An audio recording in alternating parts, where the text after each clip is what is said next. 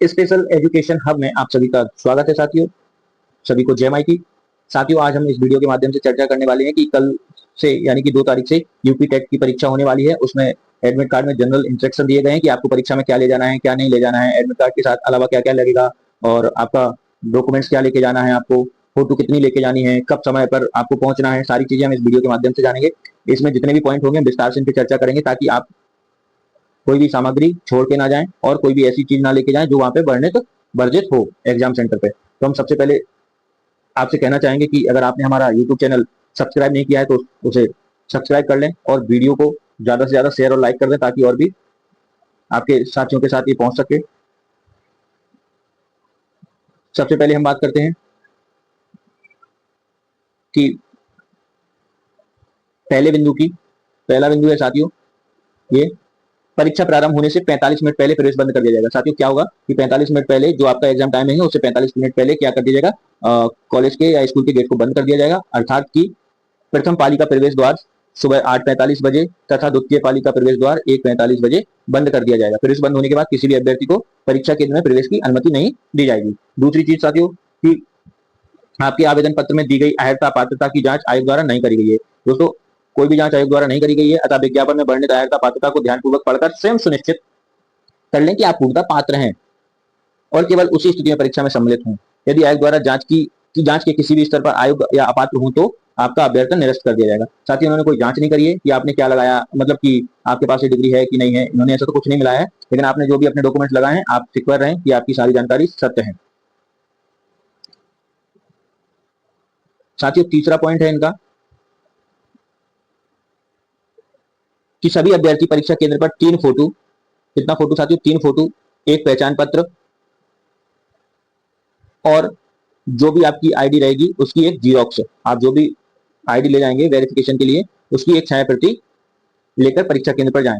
साथियों, पहचान पत्र में जैसे कि आपका ड्राइविंग लाइसेंस, पैन कार्ड, मतदाता पहचान पत्र, केंद्र राज्य सरकार द्वारा जारी आईडी कार्ड या आधार कार्ड की मूल प्रति, मतलब कि आपको ये जो हमने बताया कि ड्राइविंग लाइसेंस, पैन कार्ड, मतदाता पहचान पत्र यानी कि वोटर कार्ड या गवर्नमेंट के थ्रू स्टेट गवर्नमेंट या सेंट्रल गवर्नमेंट से कोई भी आपको आईडी मिली है तो वो आईडी कार्ड आप ले जा सकते हैं और उसकी एक जीरोक्स अपने साथ ले जानी है साथियों। और सबसे महत्वपूर्ण इंपोर्टेंट पॉइंट है कि आपको 3 फोटो आपको ले जानी है परीक्षा केंद्र पर और इनमें से कोई भी चीज आपसे वहां जो मांगी जाएगी आपको वहां पे उसको प्रस्तुत करना पड़ेगा।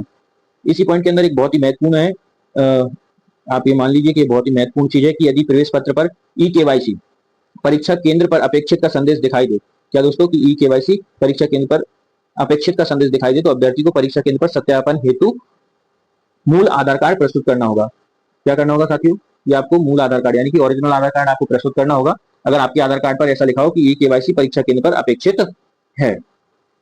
चौथा पॉइंट है साथियों इनका, कृपया प्रवेश पत्र को परीक्षा के लिए अपने साथ अवश्य लेकर आएं अन्यथा आपको परीक्षा में बैठने से रोका जा सकता है। सीधी सी बात है कि साथियों आपको अपना एडमिट कार्ड सेंटर पे ले जाना ही होता है, ये कोई नई चीज नहीं है, तो सभी साथी ले जाएंगे। 5वां पॉइंट है कि वस्तुनिष्ठ प्रश्न पत्रों में अभ्यर्थी द्वारा दिए गए गलत उत्तरों के लिए कोई दंड नहीं है। प्रत्येक प्रश्न के लिए 4 वैकल्पिक उत्तर हैं।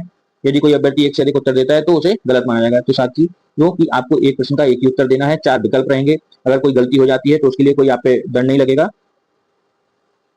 अगला पॉइंट है साथियों 6वां, उस पर भी हम चर्चा कर लेते हैं।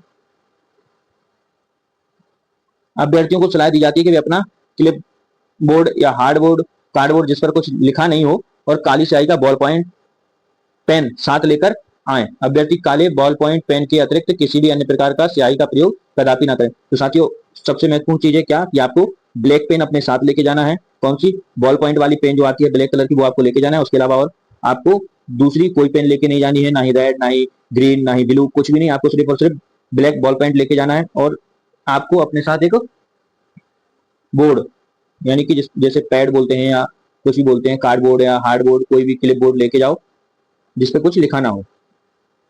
इसी के अंतर्गत एक पहला पॉइंट दिया है कि अभ्यर्थी को किसी तरह का mobile phone, tablet, pen drive, hard disk, data, colour calculator, Bluetooth device, earphone, किसी तरह का भी कुछ भी लेके नहीं जाना है। हाथ की घड़ी, एटीएम कार्ड, है ना, विद्युत सामग्री जो धातु से बनी हो, कान में लगी किसी तरह की मशीन, कागज पर बनी सारणियां, ग्राफ शीट, मानचित्र, स्लाइड, रूल्स को लेकर परीक्षा केंद्र के भीतर ले जाने की अनुमति नहीं है। तो साथियों आपको ना तो घड़ी ले जानी है, ना बेल्ट ले जाना है, ना मोबाइल, ना ही टैबलेट, ना ही पेन ड्राइव, ना ही hard disk, data card, calculator, bluetooth, ये सारी चीजें वहां पे बैन है। आपको परीक्षा केंद्र में इनमें से कुछ भी नहीं ले जाना है, ये सारी चीजें परीक्षा केंद्र पर वर्जित है।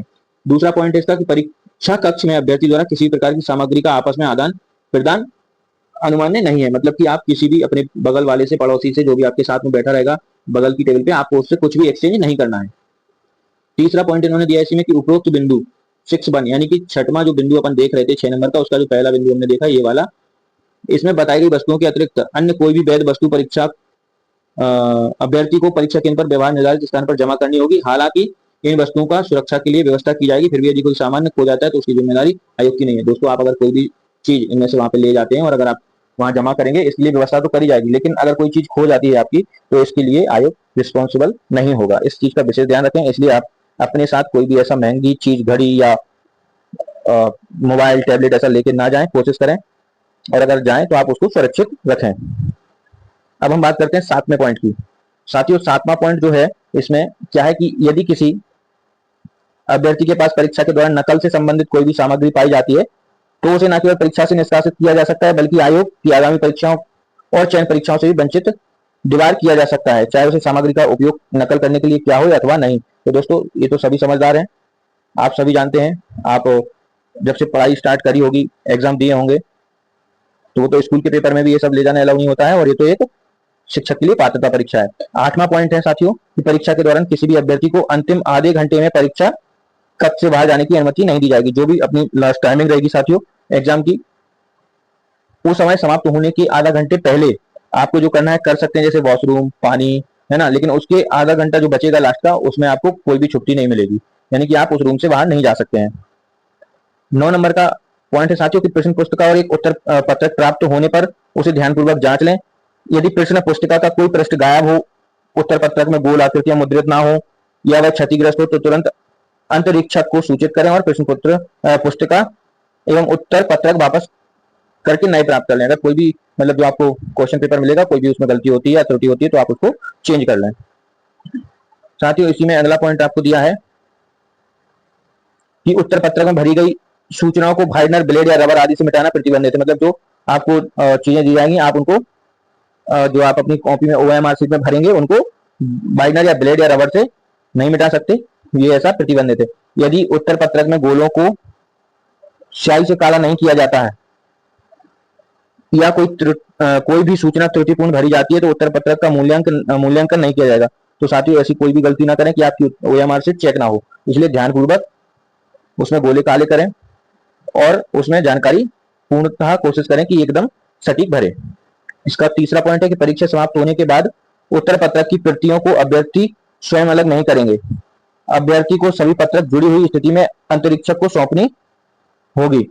अंतरीक्षक उत्तर पत्रकों की गणना करने के बाद तीनों प्रतियों को अलग करेंगे और अभ्यर्थी प्रति दे देंगे। अभ्यर्थी को तब तक अपनी सीट पर बैठे रहना होगा। परीक्षा समाप्त होने के बाद अभ्यर्थियों को अपने साथ अपनी उत्तर पत्रक की प्रति और प्रश्न पुस्तिका ले जाने की अनुमति होगी। साथियों, जो आपको OMR शीट मिलेगी, उत्तर पत्रक मिलेगा, उसकी प्रतियों को आपको अलग नहीं करना है। जो आपके रूम में अंतरीक्षक रहेंगे, आप उनको ऐसे ही दे देंगे, फिर वो आपको जो सीट की कॉपी आपको मिलनी होगी, वो सीट की कॉपी वो आपको देंगे और प्रश्न पत्र और वो सीट लेकर आप अपने साथ आ सकते हैं। साथियों, 10वां पॉइंट है आपका, बहुत ही इंपॉर्टेंट है। गर्मियों का सीजन है और अभ्यर्थी अपने पीने के लिए पारदर्शी पानी की बोतल साथ रख सकते हैं। तो साथियों, जो अब आने वाला पॉइंट है 11वां, वो बहुत ही इंपॉर्टेंट है। वो क्या है साथियों, हम उसमें बहुत ही विशेष रूप से बात करने वाले हैं। 11वां पॉइंट आपका जो दिया है वो दिव्यांग अभ्यर्थियों के लिए है। वे दिव्यांग अभ्यर्थी जो 40% या उससे अधिक दिव्यांगता से ग्रस्त हैं, अपने साथ श्रुत लेखक यानी कि स्क्राइब ला सकते हैं, लेकिन आयोग द्वारा उन्हें कोई यात्रा भत्ता प्रदान नहीं किया जाएगा। तो जिन अभ्यर्थियों ने मतलब लेखक चुना होगा,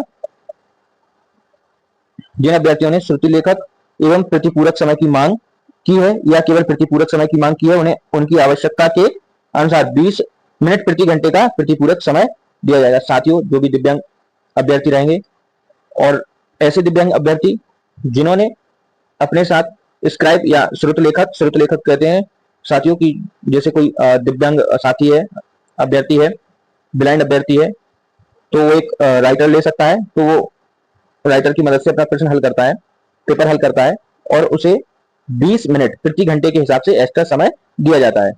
तो साथियों, ये दोनों चीजें हो सकती हैं कि कोई दिव्यांग अभ्यर्थी केवल समय की मांग करता है, और जो अभ्यर्थी लिखने में असमर्थ होते हैं या देखने में असमर्थ होते हैं, उनके लिए स्क्राइब यानी कि श्रुत लेखक और समय दोनों ही मिलते हैं। अब हम बात करते हैं कि जो अभ्यर्थी श्रुत लेखक एवं प्रतिपूरक समय का लाभ ले रहे हैं, उनके लिए परीक्षा कक्ष में उपयुक्त तो बैठने की व्यवस्था अधिमानतः भूतल पर, यानी कि आपको जो भी रूम मिलेगा, जो भी कक्ष मिलेगा बैठने के लिए, वो कहां मिलेगा? ग्राउंड फ्लोर पर मिलेगा। परीक्षा प्रारंभ होने से पहले सुनिश्चित की जाएगी, और अंतरिक्षण व्यवस्था को सुदृढ़ किया जाएगा। दिव्यांग अभ्यर्थी परीक्षा केंद्र पर परीक्षा के दौरान केंद्र पर्यवेक्षक को श्रुत लेखक और प्रतिपूरक समय की सूचना देंगे।